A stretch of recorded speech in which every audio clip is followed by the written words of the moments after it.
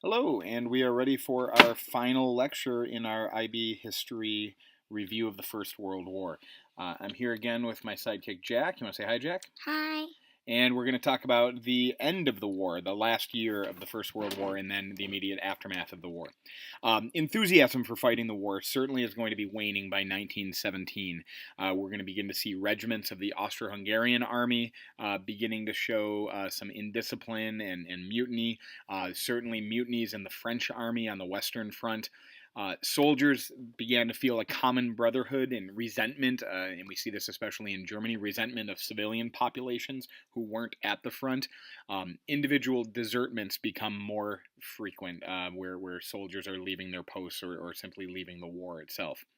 The Russian Revolution removes the Eastern Front from the war. If you recall, the Second Bolshevik Revolution in 1917 leads to a new Russian government that pushes for a treaty, which is ultimately signed in early 1918, called the Treaty of Brest-Litovsk, a horribly punitive treaty against Russia, but Russia is out of the war. Fortunately for the Allies, at the same time that Russia is backing out of the war, the United States will be entering the war. The United States declares war in April of 1917, and by early 1918, the first American soldiers are getting to the continent.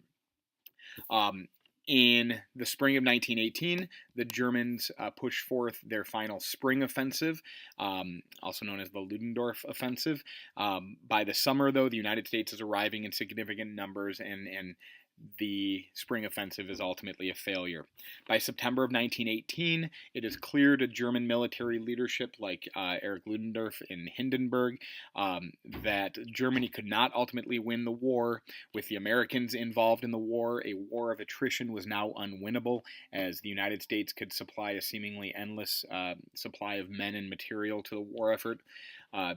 The Turks were being defeated in Palestine. The Spanish flu is hitting Germany hard, and it's actually going to be hitting the world hard in the last year of the war and in the immediate aftermath of World War One. But Germany was particularly susceptible as its population had been suffering and malnourished due to the British blockade. The German High Command is going to seek terms for an armistice before the army completely collapsed.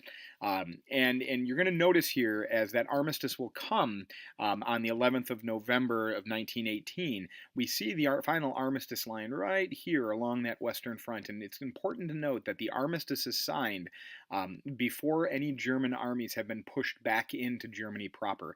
And that was the hope of the German High Command, that if a peace treaty or if an armistice, a ceasefire, could be signed before Germany was invaded, that would spare the German state from the hardships of direct war and possibly work out better in post-war negotiations.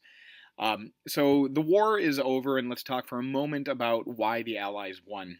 Now, the Central Powers, Germany and Austria-Hungary and the Ottoman Empire, certainly had some advantages. Their communication lines were stronger during the war, and you guys can notice that through this map. Germany and Austria-Hungary are right next door to each other, so they're better able to communicate with each other than, for example, France and Russia or Great Britain and Russia would be. They can move their armies more easily. They can supply their armies more easily.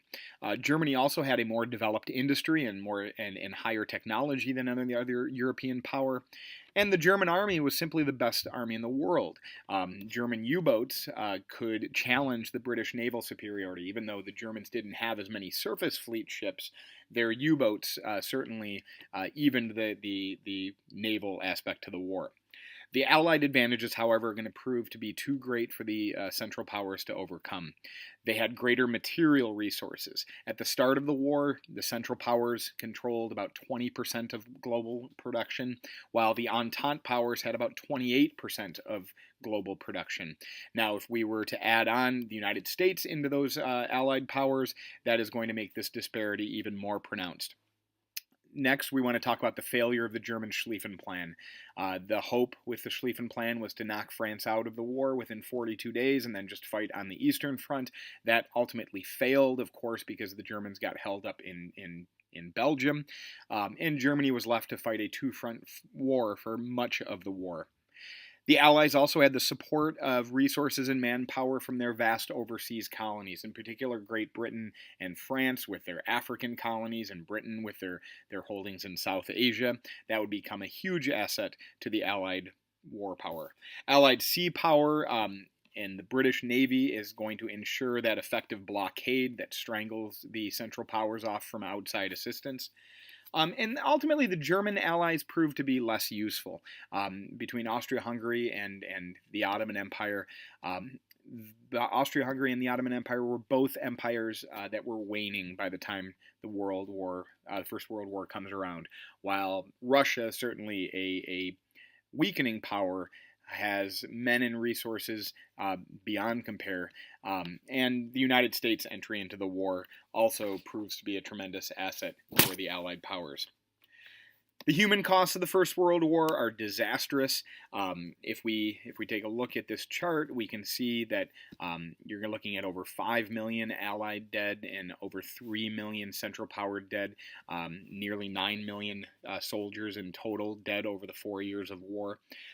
Civilians we're gonna look at another 7 million civilians, 16 million people in total, almost exclusively young males, young adults, disproportionately males. And then this disaster of the war itself will be exacerbated by the Spanish flu, where another 12, possibly to 20 million people will die in Western Europe in the year after the war.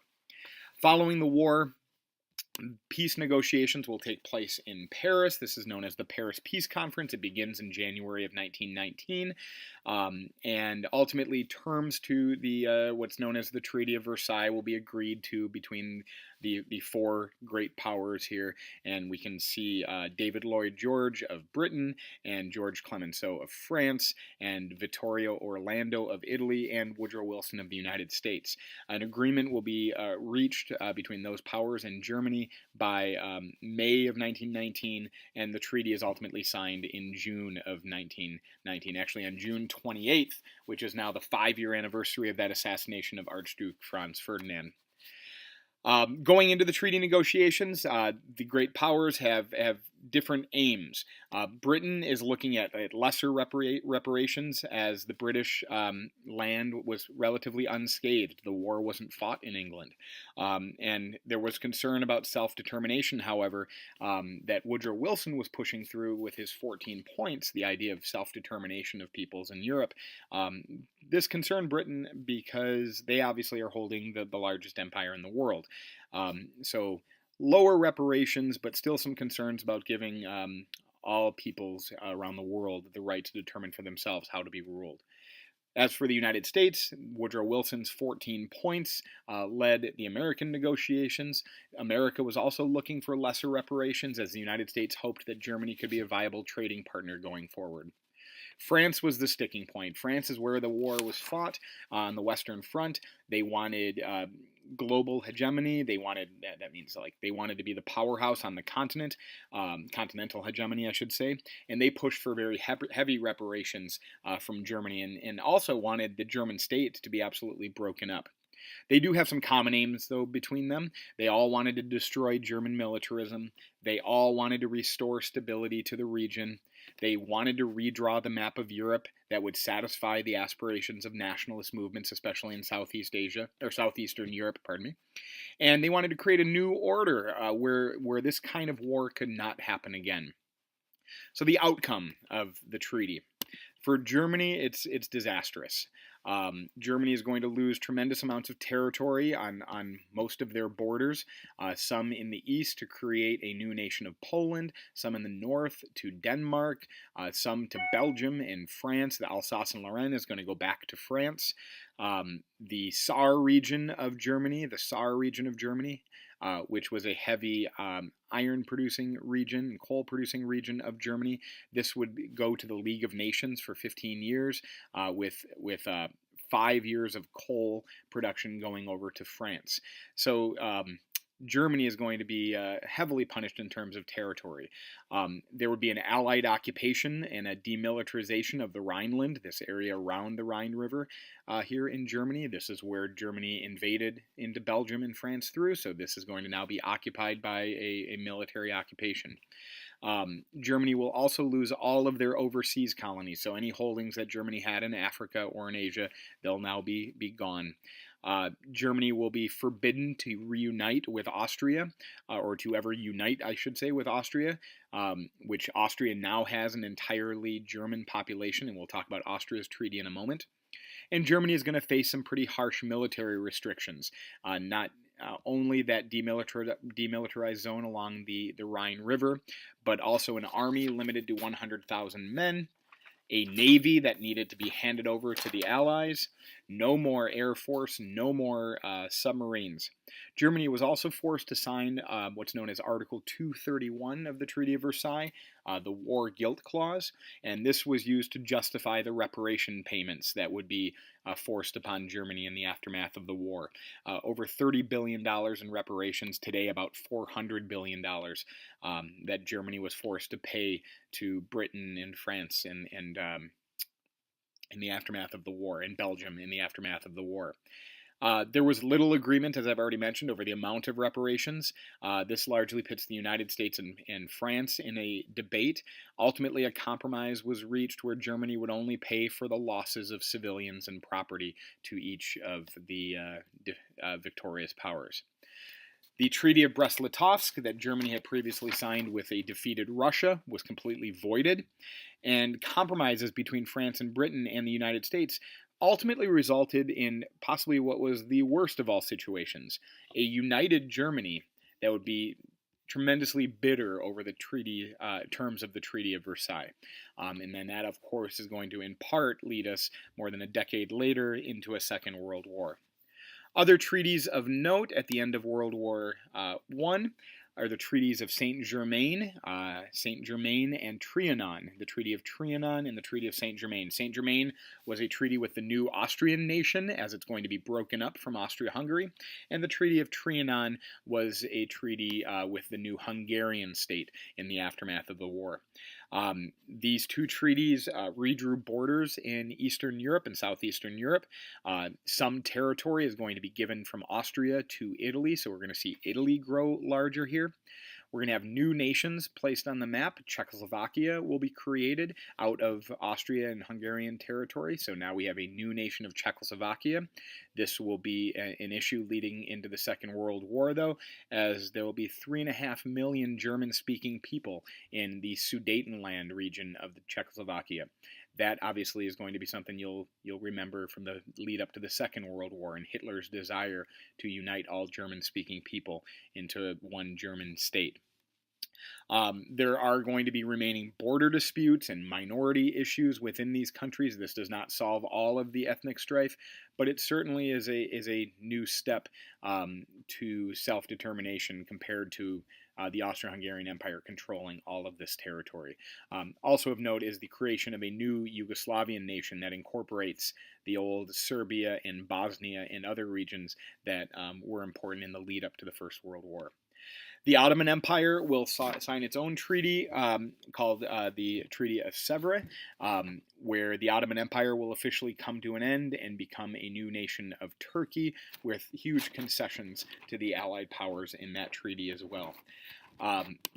Another aspect of the Treaty of Versailles was the creation of the League of Nations. In fact, this is one of Woodrow Wilson's greatest desires, was to create this new international body that could hopefully prevent future conflict. And he was willing to sacrifice other provisions of his 14 points in order to get the creation of the League of Nations. So the League of Nations will be born in the aftermath of World War I, meant to solve international disputes and maintain peace through collective security. The idea being if all nations were standing together, any belligerent nation would be able to be pressured by the League to step down, or the League would simply step up and take care of that issue. The membership of the League of Nations was originally all allied and neutral states, and new applicants had to be approved by a 2/3 vote of the Assembly. The League would be headquartered in Geneva, Switzerland, And ultimately, the League proved to have some tremendous limitations.